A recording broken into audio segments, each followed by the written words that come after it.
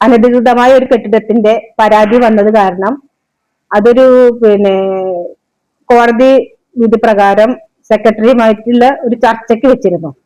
അതിന്റെ അടിസ്ഥാനത്തിൽ 2 പരാതിക്കാരെയും നമ്മൾ വിളിച്ചു ചേർത്തുണ്ടായി. സെക്രട്ടറി വിളിച്ചു.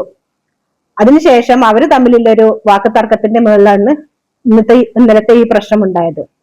ഇതിൽ നമ്മള് അവരുടേതായ കേസിന്റെ കൂട്ടത്തിലോ എങ്ങനെയാണെങ്കിലും അവരത് മുന്നോട്ട് പോയിക്കോട്ടെ. നമുക്ക് അതിലൊരു നമ്മുടെ മുനിസിപ്പാലിറ്റിക്ക് യാതൊരു ബന്ധമില്ല. അത് പരാതിക്കാർ തമ്മിലുള്ള പ്രശ്നം പരാതിക്കാർ തന്നെ തീർക്കട്ടെ. പരാതിയുടെ അടിസ്ഥാനത്തിൽ ഇവിടെ വിളിച്ചു വരുത്തി നമ്മൾ മീറ്റിംഗ് സെക്രട്ടറിയുടെ റൂമിൽ വെച്ച് നടത്തി. അതെ, അത്ര ഉണ്ടായിട്ടുള്ളൂ. പെരിന്തൽമണ്ണ 5-ാം വാർഡില് ഒരു കെട്ടിടം ഉണ്ടാക്കി അനധികൃതമായ ഒരു കെട്ടിടം പടുത്തപ്പോൾ അതിനെതിരെ പരാതി നൽകിയതിനെ തുടർന്ന് ഹൈക്കോടതിയിൽ ആ കെട്ടിട ഉടമകൾ പോയതിന്റെ അടിസ്ഥാനത്തിൽ അവിടെ നിന്നും സെക്രട്ടറിയോട് 2 കൂട്ടരെയും വിളിച്ചുകൊണ്ട് പരിശോധിക്കാൻ വേണ്ടി നിർദ്ദേശം നൽകുകയുണ്ടായി. അതിന്റെ അടിസ്ഥാനത്തിൽ സെക്രട്ടറി വിളിച്ച യോഗത്തിൽ 2 കക്ഷികളും തമ്മിലുള്ള വാക്കേറ്റം ഉണ്ടാവുകയാണ് ഉണ്ടായതാണെന്നാണ് നമ്മൾ മനസ്സിലാക്കുന്നത്. ആ വാക്കേറ്റത്തിന്റെ അടിസ്ഥാനത്തിൽ അവർ അങ്ങോട്ടും ഇങ്ങോട്ടും മുണ്ടും കൊണ്ടും ഉണ്ടായി എന്ന് ഒരു പരാതിക്കാര് പറയുന്നുണ്ട്. അതിന്റെ അടിസ്ഥാനത്തിൽ ആൾ ഹോസ്പിറ്റലിൽ പോയി അഡ്മിറ്റ് ചെയ്യുകയും അത് കഴിഞ്ഞിട്ട് പോലീസ് പരാതി കൊടുക്കുകയും ചെയ്തു. ഇതൊരു സ്വാഭാവികമായിട്ട് നടക്കാവുന്ന ഒരു കാര്യം.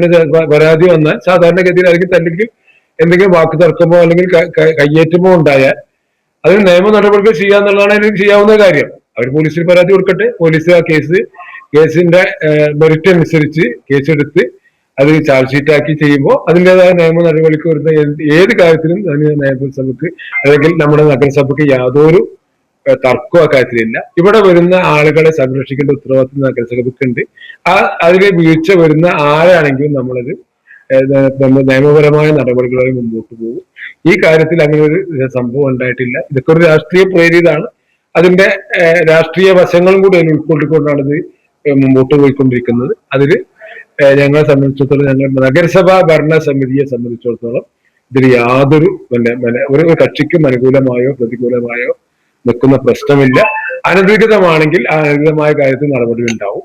അതല്ല ആ കെട്ടിടം പണിത് അധികൃതമാണ് എങ്കിൽ അതിന്റെ പ്രൂഫ് അവിടുത്തെ ഉദ്യോഗസ്ഥന്മാരെ കാണിച്ച് ബോധ്യപ്പെടുത്തിയാൽ ആ പ്രൂഫിനുള്ള ആളുകൾക്ക് നമ്മൾ നമ്പർ ഇട്ട് കൊടുക്കുകയും സ്വാഭാവിക നടപടികൾ ഉണ്ടാവുകയും ചെയ്യും.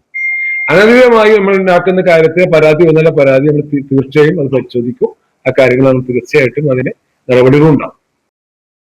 ആറ്റ്ലസ് പെരിന്തൽമണ്ണയിൽ ബ്രഹ്മാണ്ഡ ഓഫർ കൊടിയേറി. പെരിന്തൽമണ്ണയിൽ ചരിത്രം തിരുത്തി കുറിക്കാൻ വിപ്ലവകരമായ വിലക്കുറവുമായി ആറ്റ്ലസ് ഫാഷനിൽ കളമൊരുങ്ങുന്നു. 1000 സെറ്റ് സാരികൾ വെറും 1 രൂപയ്ക്ക്. ഓഗസ്റ്റ് 1-ാം തീയതി മുതൽ 5 വരെ ആദ്യം ഷോറൂമിലെത്തുന്ന 1000 പേർക്ക് വെറും 1 രൂപയ്ക്ക് സെറ്റ് സാരി. ഓരോ ദിവസവും 200 സെറ്റ് സാരി വീതം 5 ദിവസങ്ങളിലായി ഈ ഓഫർ ലഭ്യമാവും. 10 ലക്ഷം വസ്ത്രങ്ങൾ ഏതെടുത്താലും ബൈ 1 ഗെറ്റ് 2 ഓഫറിൽ ആറ്റ്ലസ് ഫാഷന്റെ 15000 സ്ക്വയർ ഫീറ്റിൽ വരുന്ന സെക്കൻഡ് ഫ്ലോറിൽ ഒരുക്കിയിരിക്കുന്നു. 500-ൽ പരം ഉൽപ്പന്നങ്ങൾക്ക് ബ്രഹ്മാണ്ഡ വിലക്കുറവും 1-1 ഫ്രീയും. Coat set, kurtis, palazzo, nighties, saris, churidar, short top, t-shirt, baggy pants ഏതെടുത്താലും 1-1 ഫ്രീ.